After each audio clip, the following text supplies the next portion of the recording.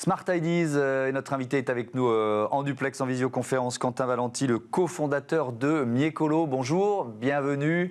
C'est une start-up bordelaise que vous avez fondée en janvier 2021 avec votre frère Thomas.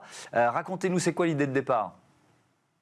En fait, l'idée de départ, c'était un projet universitaire de l'Université de Rennes, où en fait, justement, c'était pour aider les apiculteurs à résoudre leurs problèmes. Donc, moi, j'ai fait un master en électronique. Et en fait, pendant mon master, on m'a fait travailler sur une ruche. Et de fil en aiguille, on a commencé à intégrer de l'électronique dans la ruche pour pouvoir la connecter. Donc c'est de là en fait où est né Miecolo. Et en fait il se trouve que les apiculteurs à l'heure actuelle, ils sont à une trentaine de kilomètres en moyenne de leur ruche. Et du coup ça leur fait faire un aller-retour à sa ruche pour voir si elle est en bonne santé. Ça leur fait utiliser du temps, mais également de l'argent. Donc nous on va venir justement à l'économiser tout ça et en ciblant justement les interventions pour qu'ils interviennent au moment opportun. Avec donc des ruches connectées. Comment vous évaluez l'état de santé des ruches? Vous les comparez entre elles? Expliquez-nous. En fait, nous, on récupère 3 données, c'est-à-dire qu'on vient récupérer le poids, l'humidité et la température.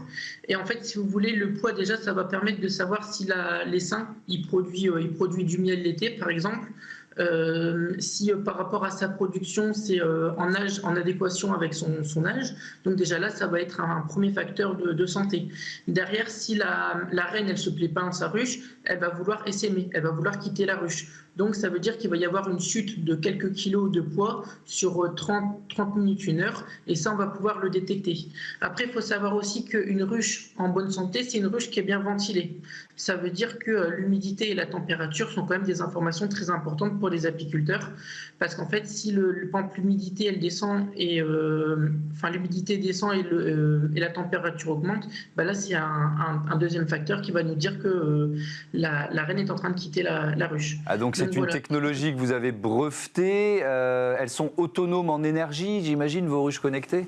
Ouais. En fait, on a déposé un brevet, mais en fait, si vous voulez, cette ruche connectée, comme je vous l'ai décrit, elle existe déjà.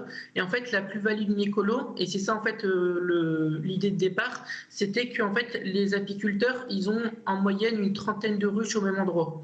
Donc nous, l'objectif, c'est d'aller connecter un rucher intégralement. Donc, c'est-à-dire qu'on a mis au point un principe de ruche principale avec une ruche secondaire, parce qu'en fait, il y a toujours le coût derrière pour les apiculteurs, qui est quand même une barrière à l'entrée de la connexion de leur ruche, un frein.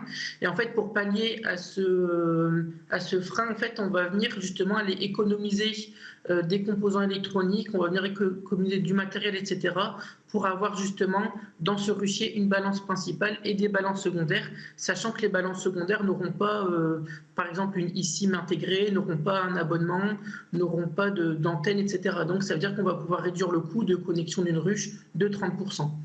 Vous en êtes tout du développement de Miecolo? Il y a les premières ruches en test, vous les commercialisez déjà, vous en êtes où?